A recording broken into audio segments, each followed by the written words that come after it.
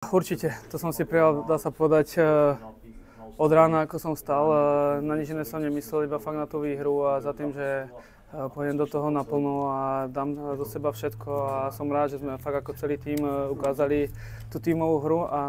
tým, čím sa chceme prezentovať. No, niekedy som si aj vral na tej striedačke, že kde sa mám pozrieť, či doľava, doprava, rovno, dozadu, neviem kde proste. Raz tam bolo, že sme dali migol, potom zrazu sme prehrali 3-1, ani som sa nestihol nejako zorientovať, ale ako vravím, ukázali sme zase tú tímovosť toho ducha, ktorého my máme v tej kabíne a vravím, že my môžeme zdolať fakt hocikoho, čiže ideme aj po nich a veríme si až do konca. Najhoršie je to, keď nejaký tým vyhráva 3-1 a dostane ten gól, takže my sme sa fakt snažili ich dostať pod tlak. Čiže jediná, ktorá vec nám išla hlavou, že chceme ich dostať pod tlak a ísť po nich a to sa myslím, že nám nejakým spôsobom podarilo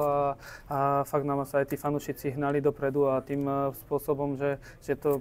za každú cenu chceme urvať a to sa nám podarilo, za čo som veľmi rád. Ja som hneď, dá sa povedať, ako som prišiel do šatní, som chcel chalanom nejakú tú vec povedať, že neprehráme 3-2, ale prehrávame iba o jeden gól, čiže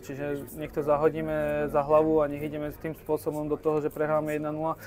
jednou strelou sa vrátime do hry a čo sa nám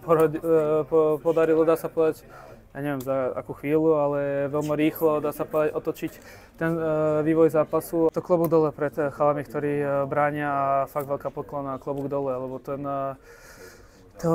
tá oslabovka nás fakt zachránila a nejakým spôsobom nám dodala